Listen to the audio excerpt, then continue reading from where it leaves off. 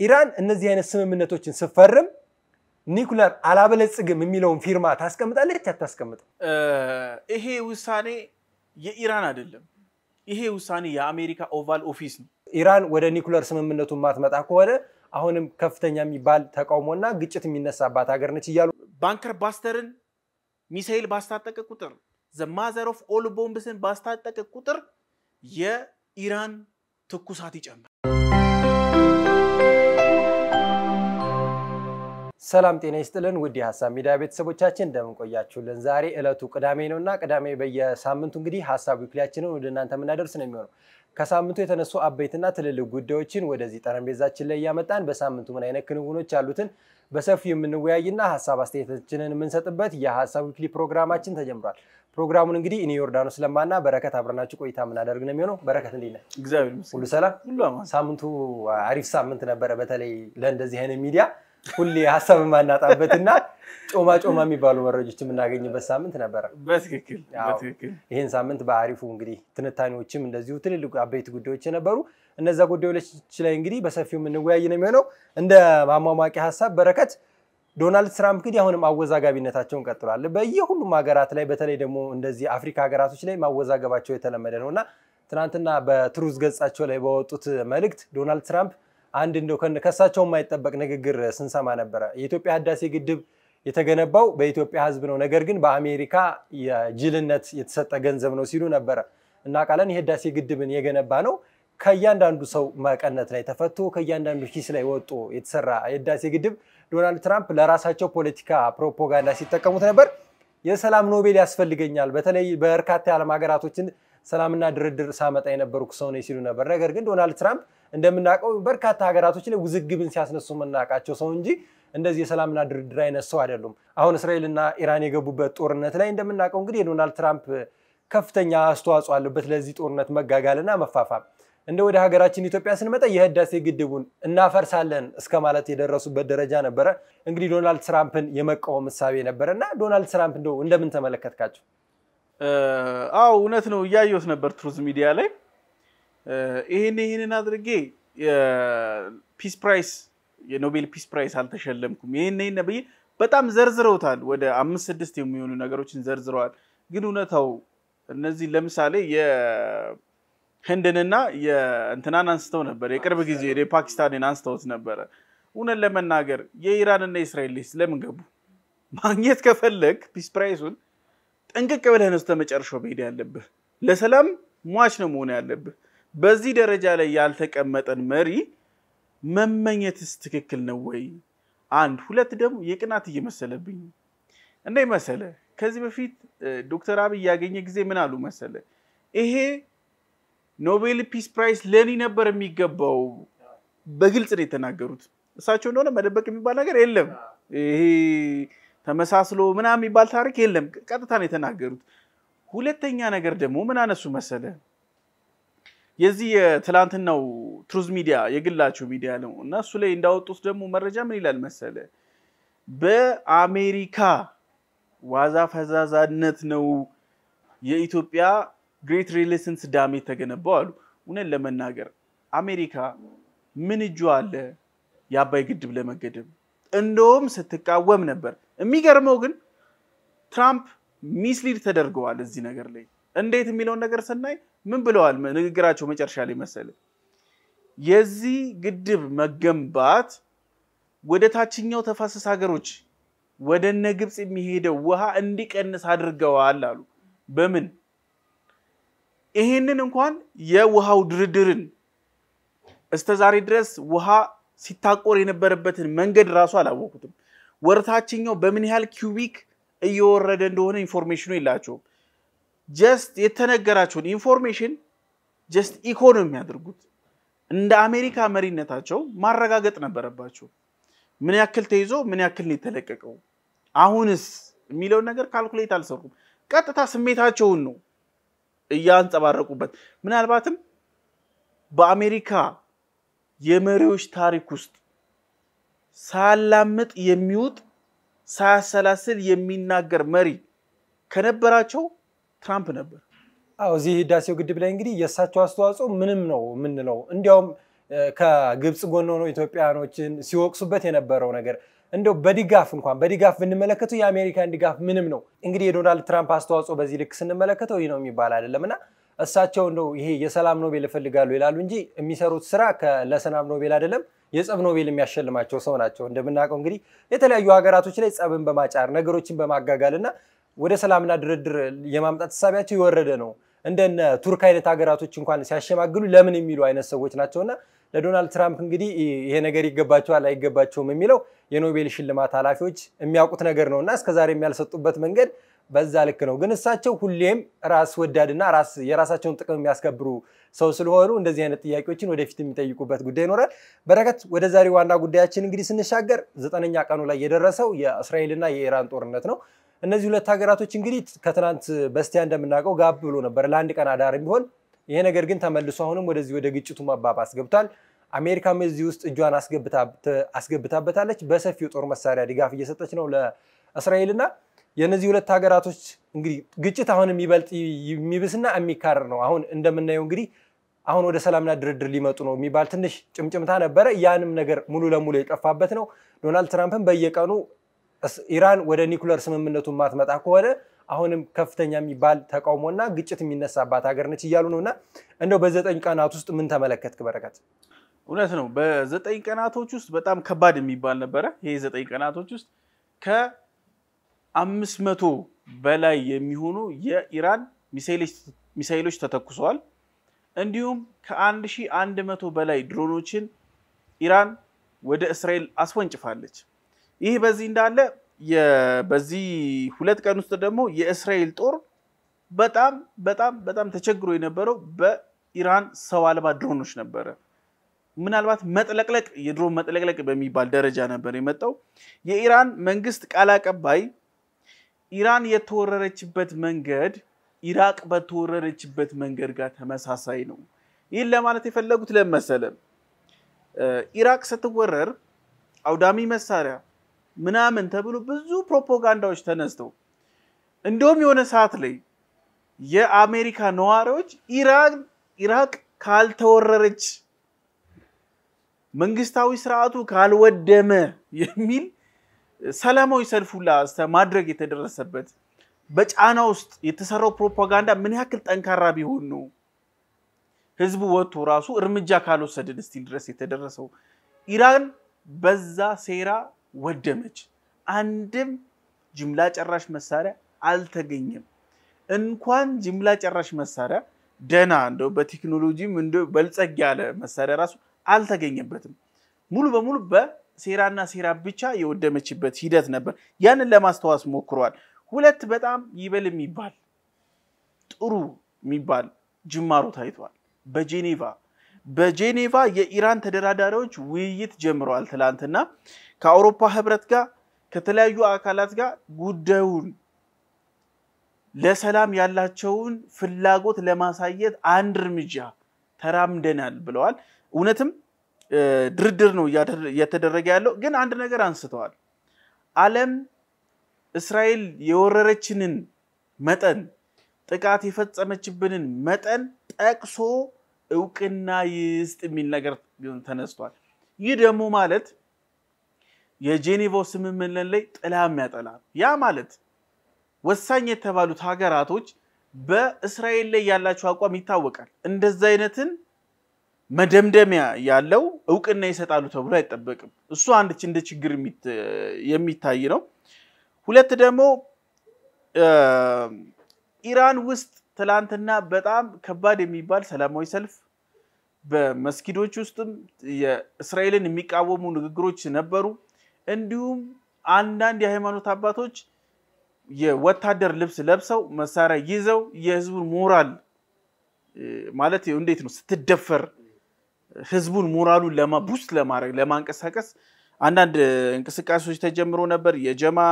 ሰላቶች ላይ እንደዚህ አይነት ነገሮች ታይተዋል በአሜሪካና የእስራኤል ባንዲራ በአደባባይ ተቃጥሏል እንደዚህ አይነት ነገሮች ደግሞ ብዙ ጊዜ ሲደረግ ምን ይሆናል መሰለ ስሜትህን ነው መገልጸው ከቆይታ በኋላ ግን እነዛ ሀገራት ባንዲራቸው የተቃጠሉ ሀገሮች ይፋዊ ግልጽ ጦርነት ለመጀመር በቂና በቂ ነው ይሄ ሲደረግ አሜሪካኖች በጣም ነው የሚያሳብዳቸው ሶ ይሄን ነገር አንደኛ ተደርጓል በጣም ደግሞ በዚህ ቀናቶች ውስጥ ከተመዘገቡ ክራይሲስ ከመነላቸው ውስጥ አንደኛው የእስራኤልም የኢራንም ኢኮኖሚ በከፍተኛ ሁኔታ ማሽቆልቆል አሳይቷል እንደሚታወቀው የእስራኤል ኢኮኖሚ የኢራንን በ3 እጥፍ ይበልጣል ጂዲፒው በጣም ትልቅ ነው እንደዛም ሆኖ በሁለቱም በኩል የተመዘገበው የኢኮኖሚ ውድቀት በጣም ትልቅ የሚባል ውድቀት ነው የኢራኑን ምን አባባሰው መሰለ አንደኛ በማዕቀብ ውስጥ ያለች ሀገር ነች ሁለተኛ እዚህ ማዕቀብ ላይ ምን ይመጣል መሰለ አብዛኛው ኢራናውያን ወደ አጎራባች ገጠር ከተሞች እየሄደ ነው ያለው በዚህ ፍልሰት ውስጥ ከተማው ባዶ ነው ምናልባት ከተማው ውስጥ አሉ ተብሎ የሚጠበቁ ሰዎች መሄድ ያልቻሉ ሰዎች አቅመ ደካሞች እንዲሁም አቅሙ ኖሯቸው የትራንስፖርቱ ምናምን የሚሄድ አቅም የሌላቸው ሰዎች ናቸው ይቀሩን ኢኮኖሚው በጣም ተመቷል የእስራኤልም እንቅስቃሴ በጣም እየተገደበ ሊሚቴሽን እየመጣበት ስለሆነ እንደውም ትላንትና ማታ አንዳንድ የሆነ ሰዓቶች ላይ የአውሮፕላን ክልከላ ትራንስፖርት ክልከላው ላስተማድረግ የተደረሰበት ሰዓት ነበርና በሁለቱም ወገኖች ከፍተኛ የሆነ የኢኮኖሚ ውድቀትም ግሽበትም አጋጥሟል በዚህ ቀናቶች ውስጥ እንግዲህ ረገብ ይላል ትንሽ መፍትሄ ይኖረዋል ተብሎ ሲጠበቅ አልነበረም ከትናንት በስቲያ ትንሽ ቃስ ብሎ ነበር ነገር ግን ትናንትና እንደዚሁ ከሁለቱም በኩሎች ጥቃት ሲሰነዘሩ ነበር እስራኤልን በበኩሏ የኢራን አሉኝ ከምትላቸው የኒኩለር ባለሙያዎች ውስጥ ሳይንቲስቶች ውስጥ አንዱን ገላለችም ተብሏል እንደዚሁም ኢራን ወደ እስራኤል በላከቻቸው ከባድ ሚሳኤሎች እንግዲህ ትልልቅ የሚባሉ ጉዳቶችን በምስል ላይ ስንመለከት ነበርና እንደው የነዚህ ሀገር ግንኙነት አሁንም ይበልጥ መፋፋሙን የሚያጋግሉት ሌሎች ሀገራቶች ናቸው ቅድም እንዳነሳው እንግዲህ የውጭ ጉዳይ ሚኒስትሯ የኢራን ወደ ጄኔቫ ሄደው ነበር ከነ ጀርመን እንግሊዝ ፈረንሳይ የውጭ ጉዳይ ሚኒስትሮች ጋር ውይይት ያደርጉ ተብሎ ይጠበቅ ነበር ነገር ግን ከመሄዳቸው በፊት አንድ የገለጹት ነገር ነበር ለኢራን የመንግስታቱ ቴሌቪዥን ጣቢያ ላይ እንዳሉት ከሆነ ይሄንን ነገር ወደ ሰላምና ድርድር የምንመጣው ውይይት የምናደርገው እስራኤል ሙሉ ለሙሉ ጥቃቷን ስታቆም ነው የሚል ሐሳባቸውን ሰጠው ነበር ነገር ግን እስራኤል አሁን በሄደችበት ባለው መንገድ ይሄንን ነገር ታቆማለች ወይስ አሁንስ ይበልጥ እያከረረ አይደለም ወይ የአሜሪካ ድጋፍ አለውልሽ ማለትም ነገሩን ይበልጥ ያባባሰው ነው እስራኤልም ለተሰጠኝ ጥቃት አጸፋዊ ምላሽን ሰጥቼ አልጨረስኩም የምትል ሀገር ነችና እንደው ይሄ ድርድር ሌሎች ሀገራቶችም እንደዚሁ ከእስራኤልም ቢሆን የውጭ ጉዳይ ሚኒስትሩም ወይንም ሌላ የሚወከል አካል እዚህ ቦታ ላይ ተገንቶ የነዚህ ሀገራቶችን ውይይት ከሁለቱም ወገን ምን አለ ተብሎ የሚሰማው ሐሳባቸውን ተሰምቶ ወደ ውይይትና ወደ ድርድር የሚገባበት ሐሳብ ቢኖር የተሻለ ነው እዚህ ሐሳብ ላይ ሰፋ ያለ ጉዳይ ስላለ በሰፊው ምን ወያይ ይሆናል እውነት ነው ቅዳሜን አስመስለው ቅዳሜያችን ወጡ በቅቤ ይባላል ቅዳሜ የሚመስለው በቡና ነውና እስቲ ቡና አጠጥተን እንመለሳለን በጣም ጥሩ ተመልካቾቻችን እንግዲህ ውይይታችን አሁንም እንደቀጠለ ነው የአፍታ ረፍት ወስደን ተመልሰን መጣ ይሆናል ተመልሰን መጣናል ተመልካቾቻችን አሁንም እንግዲህ ቆይታችን የሚሆነው በእስራኤልና በኢራን መካከል ያለው ግጭት አሁንም እየተባባሰ መጥቷል በረከት ቅዳሜያችን እንግዲህ በቡና ሞቅ ደመቅ ሲል ነው ደስ የሚለው እውነት ነው ቅዳሜ ያለ ቡና ሐሳቡክ ላይ አይደምቅ እንግዲህ ወደ ዋና ሐሳባችን ስንመለስ እንግዲህ እስካሁንም ስናነሳ የነበረው ጉዳይ ነበረ የእስራኤልና የኢራን ጉዳይ አሁንም ይበልጥ እየተካረረና እየተፋፋመ ነው የመጣው በዚህ ጉዳይ ላይ እንግዲህ አንዳንድ ሀገራቶች ወደ ውስጡ እየገቡ ነው እንግዲህ ከሰሞኑ ቭላዲሚር ፑቲን እኔ ሁለቱን ሀገራቶች ለማሸማገል ነው እንጂ ወደ አንዱ ሀገር አመዝኜ አልገባም ሲሉ ነበር ነገር ግን ለዚህ ግጭት መነሻ እንደ ምክንያትነት ወይንም እንደ ጉዳይ ተብሎ ሊነሳ የሚችለው የእስራኤልና የራሺያ የኒውክሌር ማበልጸጊያ ስምምነት ነበረ ይሄ ነገር ነው እስራኤል ወደ ኢራን እንድትተኩስ ያደረጋት የሚሉ አንዳንድ መላምቶች አሉ ነገር ግን ቭላዲሚር ፑቲን ከስካይ ኒውስ አረብኛ ጋር በነበራቸው ቆይታ ራሺያ ለእስራኤል በተከታታይ የኢራንን የኒውክሌር ስምምነት እንደማትፈልገውና ኒውክሌርን ማበልጸጉን እንደማትቀበለው ልክ ያለው ሲል የራሺያ የዜና ወኪል ሆነው ገልጾታልና እንደ ራሺያ ከኢራን ጋር ያለ ግንኙነት እንደምናውቀው እንግዲህ የቅርብ ነው ከኢራን በኩል አሉ ብለን ከምንዘረዝራቸው ጎራ ተለይቷል አሁን የሁለቱ ሀገራቶች ግጭት ከኢራን በኩል አሉ ብለን ከምንጠራቸው ሀገራቶች መካከል አንዷ እንግዲህ ራሺያ በዋነኝነት ልትጠቀስ የምትችል ሀገር ነች ነገር ግን ቭላዲሚር ፑቲን እዚህ ሁለቱ ሀገራት ግንኙነት ላይ እንዴት ኢራን ኒውክሌር እንዳታበለጽግ ፈለጉ የሚለው በብዙዎች ዘንድ ጥያቄ ነውና እንደምን ትመለከተዋለህ በረከት ዮርዲ ምን አለ መሰለ አንድ ትልቅ አሊያንስ ነበር የቻይና የራሺያ ኖርዝ ኮሪያ ኢራንና ራሻ ከሳምንታት በፊት 8 የኒውክሌር ማበልጸጊያ ለኢነርጂ ለኤሌክትሪካል ፓወር ተፈራርመው ነበር በዩክሬን ጦርነት ላይ ራሻ ድሮን ከኢራን ተቀብላ ነበር ስትዋጋ የነበረው በጣም የተቀራረበ የተሰናሰለ ነበር ግንኙነታቸው አሁን ልዩነቱ ወጣ ምንድነው ልዩነቱ ለኢራን በእስራኤል መወረር መደብደብ የሰጡት ከንግግር የዘለለ ነገር ምንም ነገር የለም ማሳያዎችን እናንሳ የቻይና መጀመሪያ ንግግር አደረጉ ቀጥሎ የራሻዎቹ ንግግር አደረጉ ግን ከዛ የዘለለ ነገር ማድረግ አልቻሉም ያ ደግሞ ምን ያሳያል መሰለ ራሻም ቻይናም ኢራንን ሲመለከቱ የነበረው እንደ ፕሮክሲ ዋር ማስፈጸሚያ እንደ ጉዳይ ማስጨረሻ ነበር እንጂ እንዳጋር አልተመለከቷትም ነበር እንዳጋር ቢመለከቷት አብረው ተደርበው ለሷ ብለው ወይ ይዋጋሉ ወይ ደግሞ እዛ ጦርነት ላይ ከባድ የሚባል ተጽዕኖ ያደርሳሉ ለምሳሌ እስራኤል በዚህ ማጥቃት ውስጥ ስትገባ አሜሪካ አለውልሽ ከጎኗ ብላለች ልክ እንደዛ አይነት ነገር አያሳዩ አይደለም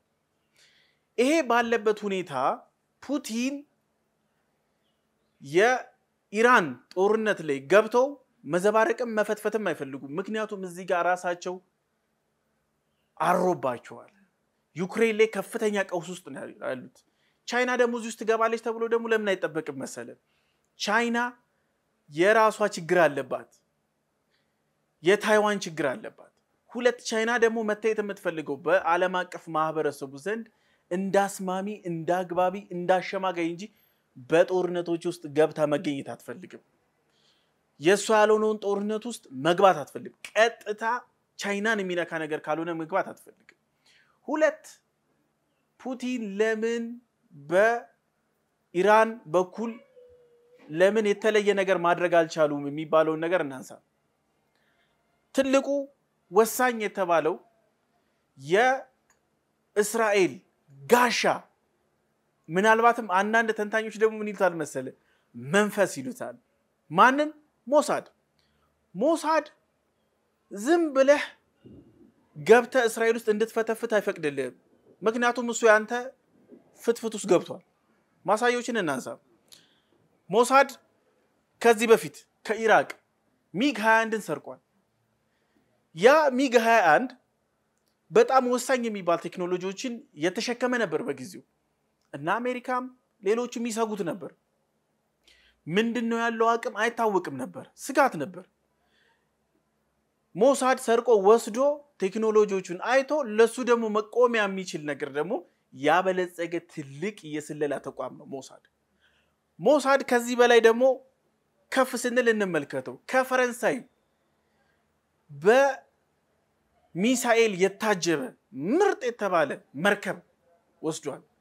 መርከብ አይደለም መርከቦች ያ ሲሆን ሚግ 21ም ሲወስድ መርከቦችም ሲወስድ የሀገራቱ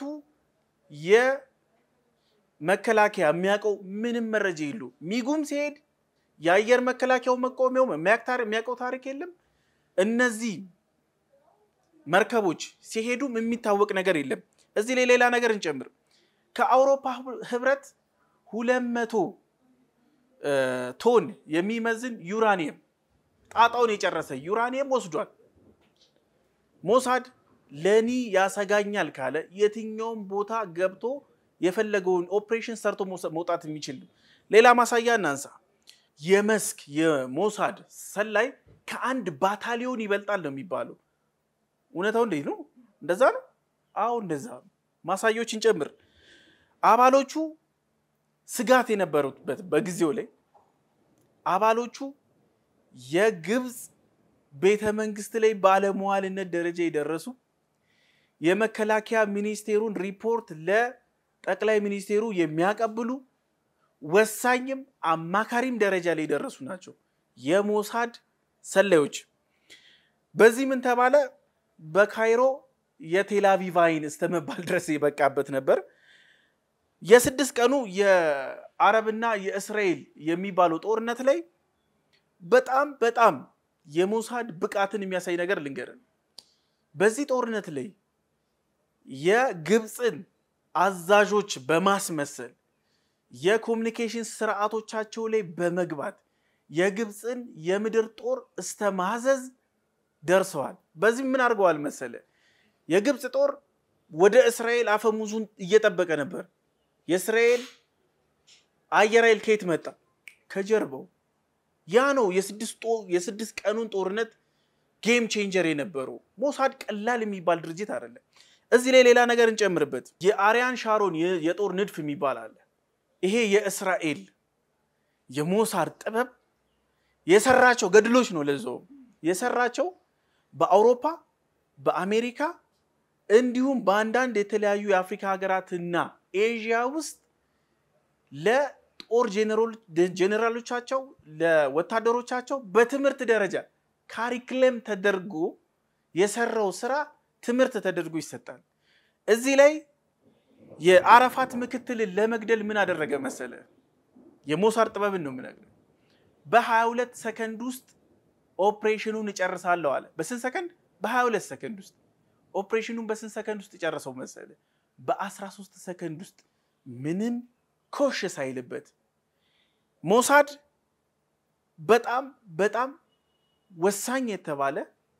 እስራኤልን ለደፍር ስታስብ ሁለቴ መሪዎች ቆመው የሚያስቡት ሞሳድን ለምን ብትል ሞሳድ ዛሬ ላይ ሰራውን ስራ እንኳን እናንሳለት ሞሳድ በኢራን የጦር መገጣጠሚያ ማምረቻ ማከማቻ ከምድር ውስጥ በታች ልክ እነሱ እንደሚሰሩት በኢራን ውስጥ ሰርቶ ነበር ከ15 ቀን በፊት ዝግጅቱን ጨርሷል የኢራን እስላማዊ ዘብ ሲጠብቅ ራዳሩን አዘጋጅቶ ሲጠብቅ የነበረው ከእስራኤል የሚመጣ ድሮንና ሚሳኤልን ለመመከት ነበር ግን ጉዳዩ እንደዛ አልሆነም ጉዳዩ ሆኖ ከራሱ አየር ክልል ውስጥ ካልጠበቀው ቦታ ከራሱ ውስጥ ወጥቶ ነው እነዛ ድሮኖች S300ን ሙልጭ ያደረጉት የኢራን የአየር መቆሚያዎችን በሙሉ ሽባ የተደረገው ከዛ ውስጥ ነው ይሄ የሞሳድ አንዱ ትልቁ ጥበብ ነው እዚሁ ላይ የሞሳድ በጀት በእስራኤል ውስጥ አይጻፍም አይታወቅም በጀቱ ተመላሹ ምኑም ነገር የሚታወቅ ድርጅት አይደለም ከሁሉም ነገር ደግሞ በላይ የዓለም ሀያላን መንግስታት ለምን ይፈሩታል መሰለ በሲአይኤ ውስጥ በMI6 ውስጥ እንዲሁም በድሮ KGB በሚባለው ባሁኑ SCVR በሚባለው ውስጥ ከ50% በላይ አብዛኞቹ የሚባሉት እንደውም በአመራር ደረጃ ያሉ ናቸው የዚህ የሞሳድ አባላቶች ስለዚህ ቭላዲሚር ፑቲን በጣም ጀግና የKGB ሰላይ ነበረ ብቻውን ወጥቶ አመጽ የተጋፈጠ በጣም ጀግና የሚባል ኢቭን አረማመዱን ሁላ ተመልክተኮና አንዱ ጁን ያዛርጎ ነው የሚያስቀድ ይሄ ወታደራዊ ጥበብ አከሄድ ነው ይሄ ጀግና የተባለ የKGB ሰላይ እስራኤል ላይ ሲያስብ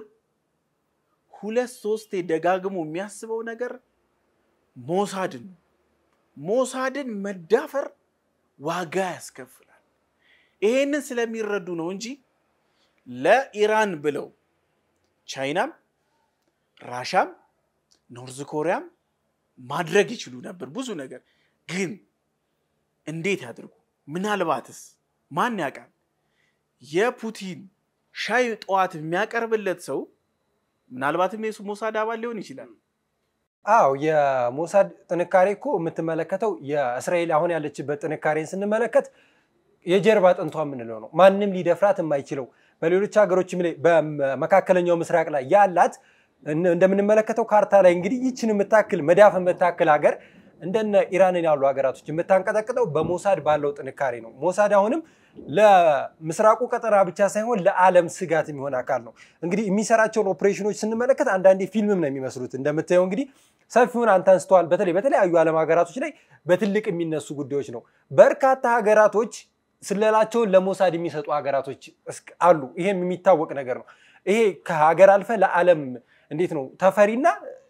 ጠበብት የሚባል የስለላ ድርጅት ያላት ሀገር አሁን ላይ እዛ ቦታ ላይ የትኛውንም ጦርነት የትኛውንም ግጭት ብታስነሳ አቅማ ነው እንደማሳያ ቀደም እንዳነሳው እንግዲህ አሁን ላይ ኢራን ላይ የምታደርሳቸው እያንዳንዱ ጥቃት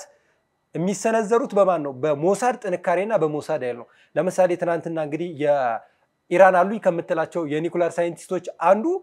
ተገድሏል። የተገደለውም እንግዲህ ሴፍቲ ባለው አሁንም የሚወጡ እንግዲህ አዲስ ነገሮች አሉ። እነዚህ ሰዎች እንግዲህ አሁን ኢራን አሉ በምትላቸው ሰላማዊና ተጠበቁ በምትላቸው ቦታዎች ላይ ያስቀመጠቻቸውን ሰዎች ሊገደሉ የቻሉት በሞሳድ ጥንካሬ ነው። ሞሳድ የትም አለ የሚባል መንፈስ ነው። ቅድም እንደገለጽከው በጣም ጠንካራና የእስራኤል ኃይል ነው። አሁንም ሌሎች ሀገራቶች እኮ ለኢራን ጎን ቆመው አለን ይበሉ እንጂ እንደነ ፓኪስታን ያሉ ሀገራቶች ዘለው የማይገቡበት ሁኔታ ይሄ ካላቸው ስጋት አንፃር ነው። ሞሳድ አሁንም ለእስራኤል ብቻ ሳይሆን እንደነ አሜሪካ ያሉ ሀገራቶች ትልቅ የጀርባ አጥንት ነው። እንደው ግን አሁን ተጠባቂው ነገር ሞስኮ ይሄን ድርድር አደራድራለሁ ስትል ነገር ግን ሁለት አካላት ብቻ አይደለም የሚደራደሩት ስትል ገልጿል። ቭላዲሚር ፑቲን እንደገለጹት ከሆነ እዚህ ድርድር ላይ እስራኤል፣ ኢራንና አሜሪካ ሶስቱ ሀገራቶች ናቸው መደራደር ያለባቸው ብሏል። እውነትም እንዳሉት ከሆነ የእስራኤል ጥቃቶች የሚሰነዘሩት በአሜሪካ መራሽነት ነው። ይሄም ጥቃት የተጀመረው በአሜሪካ ድጋፍ ነው። አሁን ላይ ሞስኮ ይሄን ድርድር የምታስኬድበት መንገድ በምን አይነት ሁኔታ ነው? ኢራን ሙሉ ለሙሉ ኒኩለር መታጠቋን ታቁም የሚባለው ሐሳብ ነው ወይንስ አሁን ባለችበት ሁኔታ ላይ ይረጋጋ ነው? ለዚህ ደግሞ አሁን ሰሞኑን የውጭ ጉዳይ ሚኒስትሩ ጄኔቫ ድረስ ሄደው ስምምነትን ለማድረግ ነገር ግን በቀጣይ ቀናት በረከት እንደ መጨረሻ ሐሳብ ኢራን እነዚህ አይነት ስምምነቶችን ስትፈርም ኒኩለር አላበለጽግም የሚለውን ፊርማ ታስቀምጣለች አታስቀምጥም? ይሄ ውሳኔ የኢራን አይደለም። ይሄ ውሳኔ የአሜሪካ ኦቫል ኦፊስ ነው። ለምን እንደዛ አልኩ መሰለ? ነገሮችን እናስታውስ። ከትራምፕ ንግግሮች እናውጣ። የመጀመሪያው ነገር ምን ብለዋል ትራምፕ መሰለ? 60 ቀን ሰጥቻቸው ነበረ አልተጠቀሙበትም። ስለዚህ ይሄ ነገር መጥቷል አለ። 1 2 60 ቀኗ ስታበቃ ሙሉ በዛ በመካከለኛው ምስራቅ ላይ ያላትን ዜጎቿን በሙሉ ስታወጣ ነበር አሜሪካ። ቀጥሎ ምንድነው ለይሄን ነገር ያደረጋችሁ ተብሎ ሲጠየቁ ምን አሉ? ከሚስቱ ጋር ሆኖ ትራምፕ አይ መካከለኛው ምስራቅ ችግር አያጣውም ብሎ ነው ያለፈው። ግን የታቀደበት ነበር። እስራኤል እየተዋጋች ያለችው የአሜሪካንን ጦርነት ነው። ይሄ ፕሮክሲ ዋር ነው። እስራኤል ብቻዋን ይሄን ነገር ትወጣዋለች ተብሎ አይጠበቅም። ማሳያ እናንሳ። ትላንትና ማታ ከ6 ከ7 በላይ አውሮፕላኖች ቦምብ ሲያራግፉ የነበሩት የት ነው? ቴል አቪቭ ላይ ከአሜሪካ የተላኩ ቦምቦች ናቸው። ስለዚህ ስፖንሰሩ አሜሪካ ነው። ስለዚህ ይሄንን ድርድርም ሊመራም ሊያስፈጽምም እጅውን ጠምዝዞ ኢራንንም ሊያስፈርም የሚችለው ኦቫል ኦፊስ ነው እንጂ የእስራኤል አቅም የራሻ ባቋም መጽናት አይደለም። ምክንያቱም አንድ አካሄድ አለ። ጦርነት ላይ ድርድር ላይ ስትቀርብ ብዙ ጊዜ ተመልክተህ ከሆነ የራሻ ዩክሬንን ጦርነት ከተጀመረ በኋላ ብዙ ጊዜ ድርድር ተሞክሯል። ልክ ድርድር ላይ ሲቀመጡ የራሻ መከላከያ በስፋት የዩክሬንን ኃይሎች ያጠቃል። እንደዛው የዩክሬን ኃይሎችም በራሻ ላይ ጥቃት ያደርሳሉ። ያ ምን ያመጣል መሰለ? ውድመቱ ከፍ ያለ ከሄደ ያላቸውን አቅም በዛ ሰዓት ላይ ሲያሳዩ ፊርማው ላይ አቅም አለው። ምክንያቱም ራሻ በደንብ ማጥቃት ከጀመረች ዩክሬን ከውድመቷና ከመጥፋቷ አንፃር አይታ እዛ ላይ በተጽዕኖ ፊርማዋን እንድታስቀምጥ ነው የሚደረገው። አሁንም ኦቫል ኦፊስ ነው ይሄንን የሚወስኑ። ለእስራኤል በረዳ ቁጥር ቢቱ ቦምበርን በሰጠ ቁጥር ባንከር ባስተርን ሚሳኤል ባስታጠቀ ቁጥር ዘማዘር ኦፍ ኦል ቦምብስን ባስታጠቀ ቁጥር የኢራን ትኩሳት ይጨምራል። ትኩሳቱን ለማብረድ ደግሞ ግዴታ አይስ ማድረግ አለበት። አይሱ ደግሞ ፊርማ ያ የተጽዕኖ ጉዳይ ነው እንጂ በኢራን አቋም በእስራኤል ግትርነት አይደለም። ይሄ የአሜሪካ ኦቫል ኦፊስ ውሳኔ ነው። እዚህ ጋር እኮ የአሜሪካ ትልቅ አስተዋጽኦ ምንለው ለምሳሌ ቭላዲሚር ፑቲን እንዳነሱት ከሆነ እዚህ ቦታ ላይ ሶስት አካላቶች የሚስማሙ ብለው የዘረዘሩት ውስጥ አሜሪካ አንዷ ነች። ነገር ግን ኢራን አሁን ላይ ካለችበት ሁኔታ ከደረሱባት የኒኩለር ማብለያ ጥቃቶች ከሞቱባት ሳይንቲስቶች ከሞቱባት ጀነራሎች ይሄን ያህል ጊዜ ለፍታ ያበለጸገችውን የኒኩለር ማበልጸጊያ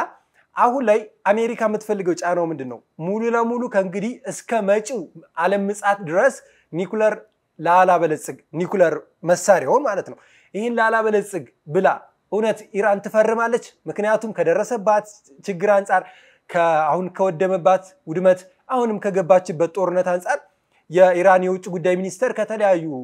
ዲፕሎማቶች ጋር የሚያደርጉት ውይይት እየተካሄደ ነው። ግን ከመሄዳቸው በፊት እስራኤል ይሄን ጥቃት ካቆመች ነው እኛ ወደ ሰላምና ድርድር የምንመጣው ብለዋል። እስራኤል ይሄን ጥቃት ብታቆም ነገር ግን ኢራን ወስና እዚህ ኒኩለር ማበልጸግ የሚለው ላይ ምክንያቱም አሁን የከፈለችውን ሁላ መስዋዕትነት የከፈለችው ኒኩለር ታበለጽጋለች በሚለው እሳቤ ስለሆነ ይሄንን ውሳኔ ወስና ትፈርማለች አትፈርምም? በነገራችን ላይ አንድ አባባል አለች ከወገቧ ቆረጥ አድርጌ ላስገባት። ወታደሮች ቀበሮ አሰልጥን ይዘና የሚል ግዳይ ተሰጣቸው። አንደኛው ወታደር ምን እንዳደረገ ታውቃለህ? በግ አገኘ። በጉን ይዞ እየቀጠቀጠ ወሰደው። በጉ ምን አለ? ምንድነው ይሄ በግ አይደል ሲባል አይ ቀበሮ ነው። ከዛ ሲጠየቅ አረ አው ቀበሮ ነኝ። በዱላ ብዛት ነው በጉን ቀበሮ ያስባለው። ምክንያቱም የእስራኤል አቅም የአሜሪካ አቅም ነው። ጅራፉን የምታቀብለው አሜሪካ ነች። ከጅራፉ መብዛት ከውድመቱ መብዛት ከኢራን መፍረስ መድቀቅ ህዝቧ መቸገር ይሄ ሁሉ ሳንክሽን በሳንክሽን የተደረገች ሀገር ከመጥፋት ከመፈረም ጨዋታው ይሄ ነው። ጅራፉ ነው እንጂ የሚወስነው እስተመጨረሻ ድረስ እኔ ለኒውክሌር ብትል ኢራን ትጠፋለች። አያቶላ ግን ይሄን አይቀበሉትም። ምክንያቱም ረጅም እድሜያቸውን ወስደው ይሄን ሁላ ማዕቀብ ተቋቁመው ኢራን እዚህ የደረሰችበት የኒውክሌር ማበልጸግ ያለ ይሄ ደግሞ የኢራን የቀጣይ እድሏን የሚወስነው ነው። ኢራን ኒውክሌር ከታጠቀች ከእንግዲህ ከዓለም ሀያል ከሚባሉት ሀገራት ጋር እኩል የመወዳደርና እኩል የመሳተፍ እድል አላት ከአሁን ጥቃት ከምትደራረሳት ከእስራኤል እኩል። ስለዚህ እንደው አያቶላ ካሚኒ አሜሪካ ጫናው በስቶባቸው ይሄንን ፊርማ ይፈርማሉ የሚለው በእኔ ግምት አይታየኝም። ምክንያቱም ምን መሰለ አሁን ላይ ከሄዱበት መንገድ አሁን እየደረሰባቸው ካለው ጫና ይሄ ከጦርነቱ በፊት ራሱ በነበሩት ማዕቀቦች ኒኩለር ማበልጸጋቸውን እንዲያቆሙ ነበር። ነገር ግን አላቆሙትም። አሁንም እንደውም ጦርነቱን እኮ እሳቸው እንደውም ከፋ ብለዋል። ለእስራኤል ከፍ የሚባል ጫናዎችን እያደረሱ ያሉ ተመልክተናል። እነዚህ ጫናዎች በቀጣይ ቢቀጥሉም በእኔ ግምት ኢራን የኒኩለር ማበልጸጊያ እስከ ዓለም ምጽአት አላበለጽግም በሚለው ውሳኔ ላይ ወስና እንደማትፈርም እርግጠኛ ነኝ። እሱን እንደ ሐሳብ እንዳንተ እንወሰደው። እንደኔ ግን ምን አለ መሰለ መሪ ስትሆን መሪነት ጥበብ እንጂ ጉልበት አይደለም፣ ጥበብ ነው። ኢራን ህዝቧ ከሚጠፋ ኢራን የኢራቅ እጣ ፋንታ ከሚደርሳት የሊቢያ እጣ ፋንታ ከሚደርሳት ያላት አማራጭ ፈርሞ ችግሩን ማለፍ ነው። ካልሆነ ደግሞ የኢራን እስላማዊ ዘብ ሙሉ በሙሉ መጥፋት ኢራንም ላትነሳ መውደም ይሆናል። እጃቸው ላይ ነው ምርጫው። ግን ወሳኙ ግን ኢራንም እስራኤልም አይደሉ ኦቫል ኦፊስ ነው የሚወስኑ።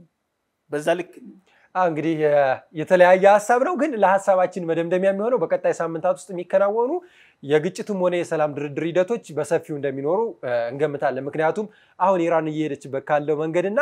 አሁንም እስራኤል ከምታደርሰው ጫና አንፃር ኢራን እጇን ትሰጣለች ወይንስ እስራኤልም አሜሪካ ደግፋት ወደ ሰላም ድርድሩ ይመጣል የሚሉ በቀጣይ ሳምንታት እንግዲህ በሐሳብ ሌሊያችን በሰፊው የምንወያይበት ይሆናል። ለዛሬው እዚህ ጋር እናብቃ መሰለኝ በረከት። እኔም አመሰግናለሁ። ውድ ተመልካቾቻችን ለዛሬ ነበረን የሐሳብ ዊክሊ ፕሮግራማችን ይህን ይመስል ነበረ። በሐሳብ ዊክሊያችን ላይ ያላችሁን ሐሳብ አስተያየት በታች ባለው የመልእክት መስጫ ሳጥናችን ላይ ብታስቀምጡልን ደስ ይለናል። የሰብስክራይብ ምልክቱን እየተጫናችሁ ቤተሰባዊነታችሁ አይለየን እያልን በቀጣይ ሳምንት እንግዲህ በሐሳብ ሌሊያችን በእነዚህ ሀገራቶች መካከል ምን አይነት ሁኔታ ይፈጠራል፣ ወደ ሰላም ድርድር ይመጣሉ ወይንስ ግጭቱ ይፋፋማል የሚለውን በሰፊው የምንወያይበት ይሆናል። በቀጣይ ፕሮግራም እስከምንገናኝ ቸር ቆዩ።